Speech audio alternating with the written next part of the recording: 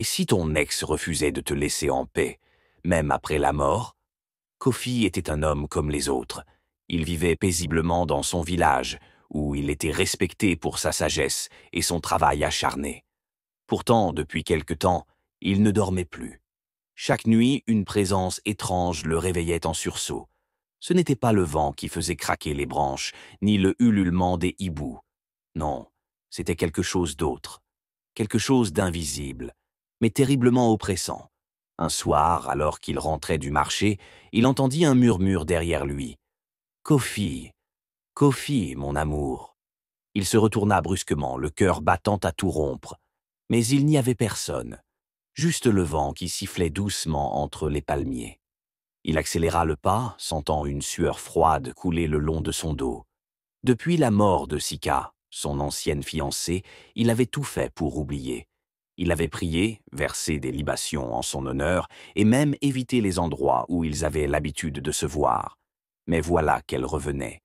Les jours passèrent et la situation s'aggrava. Chaque soir, dès que le soleil disparaissait derrière l'horizon, des bruits étranges résonnaient autour de lui. Parfois, il voyait une silhouette blanche, cachée entre les arbres, le regardant avec des yeux vides et brillants.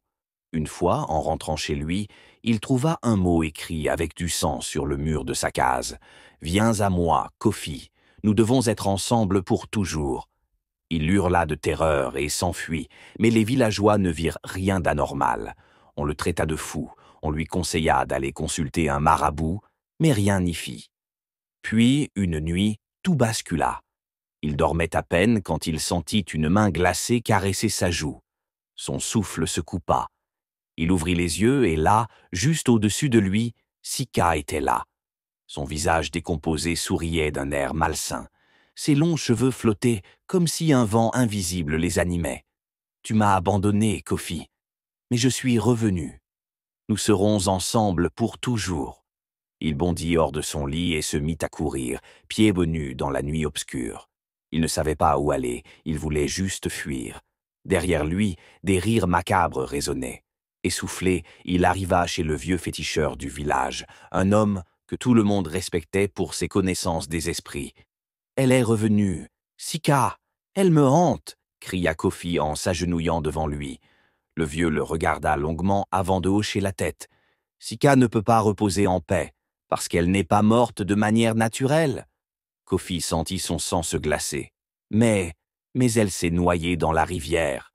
Tout le monde le sait. » Le féticheur posa sa main sur son épaule et lui répondit d'une voix grave. « On t'a menti. Sika n'est pas morte, accidentellement. Elle a été sacrifiée. » Les yeux de Kofi s'écarquillèrent. « Sacrifiée? Mais par qui ?» Le vieil homme hésita avant de souffler. « Ta propre famille. » Le monde s'effondra autour de Kofi. Son père et son oncle avaient toujours été étranges après la mort de Sika. Il l'avait même poussé à se remarier rapidement. Il comprit alors qu'ils avaient fait un pacte avec un esprit maléfique, utilisant la vie de Sika pour obtenir richesse et pouvoir.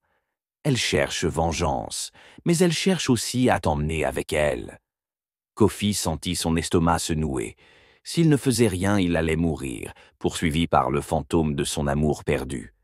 Le féticheur lui donna une potion et des instructions précises. « Ce soir, retourne au bord de la rivière où elle est morte, fais cette offrande et demande pardon. » Avec une boule au ventre, Kofi suivit les consignes.